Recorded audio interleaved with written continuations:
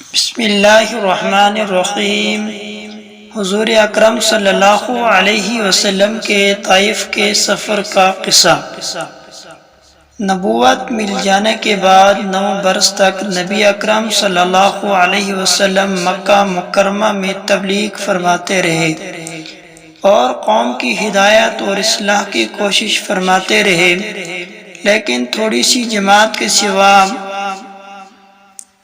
جو مسلمان ہو گئی تھی اور تھوڑے سے ایسے لوگوں کے علاوہ جو باوجود مسلمان نہ ہونے کے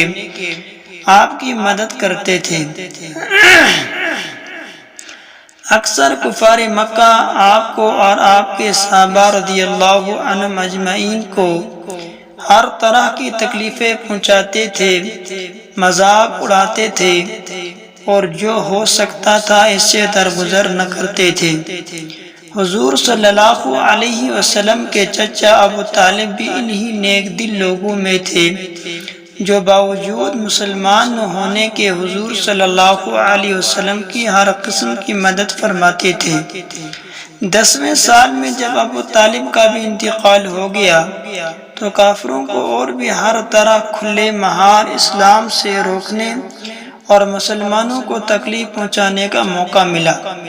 حضور اقدس صلی اللہ علیہ وسلم اس خیال سے طائف تشریف لے گئے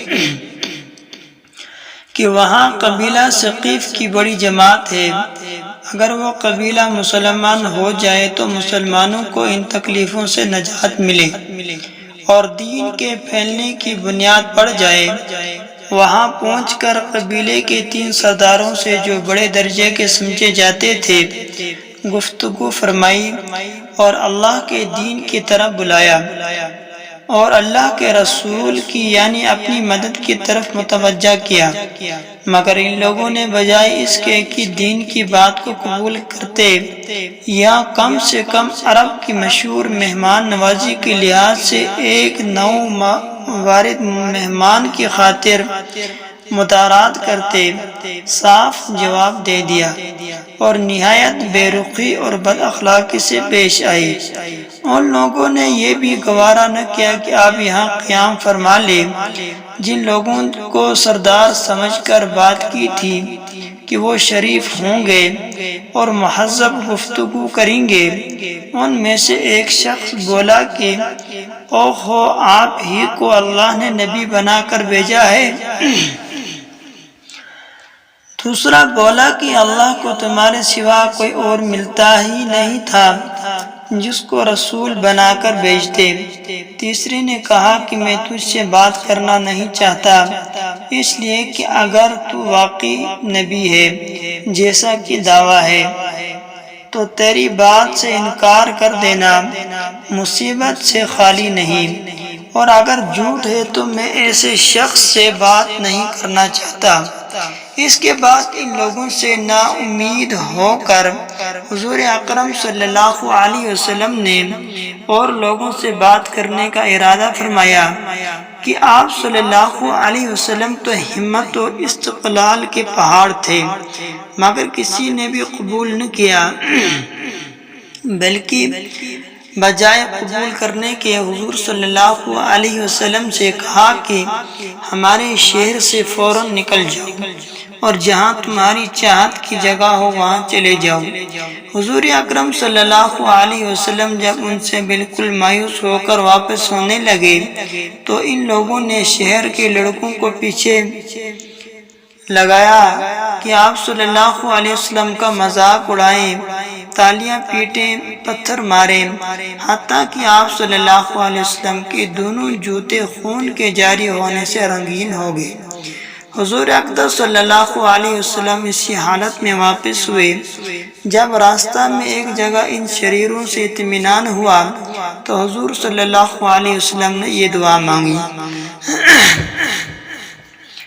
اے اللہ، تجھ ہی سے شکایت کرتا ہوں، میں اپنی کمزوری اور بے کسی کی اور لوگوں میں ذلت و رسوائی کی۔ اے ارحم الراحمین، تو ہی ضعفاء کا رب ہے اور تو ہی میرا پروردگار ہے، تو مجھے کس کے حوالے کرتا ہے؟ کسی اجنبی بیگانے کے جو مجھے دیکھ کر ترش روح ہوتا ہے اور منہ چڑھاتا ہے، یا کسی دشمن کے جس کو تو نے مجھ پر قابو دے دیا؟ اے اللہ، اگر تو مجھ سے ناراض نہیں ہے تو مجھے کسی کی بھی پرواہ نہیں ہے، تیری حفاظت مجھے کافی ہے۔ میں تیرے چہرے کے اس نور کے طفیل جس سے تمام دہریاں روشن ہوگی اور جس سے دنیا اور آخرت کے سارے کام درست ہو جاتے ہیں، اس بات سے پناہ مانگتا ہوں کہ مجھ پر تیرا غصہ ہو یا تو مجھ سے ناراض ہو۔ تیری ناراضگی کا اس وقت تک دور کرنا ضروری ہے جب تک تو راضی نہ ہو۔ نہ تیرے سوا کوئی طاقت ہے نہ قوت۔ مالک الملک کی شان قہاری کو اس پر جوش آنا ہی تھا کہ حضرت جبریل علیہ السلام نے آ کر سلام کیا اور عرض کیا کہ اللہ تعالیٰ نے آپ کی قوم کی وہ گفتگو جو آپ سے ہوئی سنی اور ان کے جوابات سنے، اور ایک فرشتہ کو جس کے متعلق پہاڑوں کی خدمت ہے آپ کے پاس بھیجا ہے کہ آپ جو چاہیں اس کو حکم دیں۔ اس کے بعد اس فرشتے نے سلام کیا اور عرض کیا کہ جو ارشاد ہو میں اس کی تعمیل کروں، اگر ارشاد ہو تو دونوں جانب کے پہاڑوں کو ملا دوں جس سے یہ سب درمیان میں کچل جائیں، اور جو سزا آپ تجویز فرمائیں۔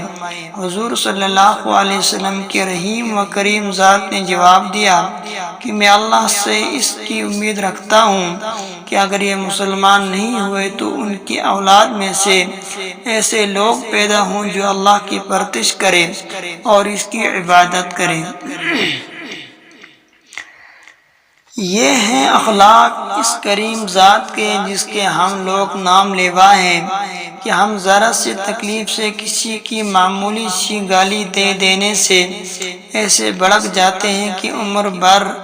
اس کا بدلہ نہیں اترتا، ظلم پر ظلم اس پر کرتے رہتے ہیں اور دعویٰ کرتے ہیں اپنی محمدی ہونے کا، نبی صلی اللہ علیہ وسلم کے پیرو بننے کا۔ نبی کریم صلی اللہ علیہ وسلم اتنی سخت تکلیف اور مشقت اٹھانے کے باوجود نہ بد دعا فرماتے ہیں نہ کوئی بدلہ لیتے ہیں۔ اللہ تعالیٰ سے دعا ہے کہ اللہ تعالیٰ ہمیں حضور صلی اللہ علیہ وسلم کے نقش قدم پر چلنے کی توفیق عطا کرے، آمین۔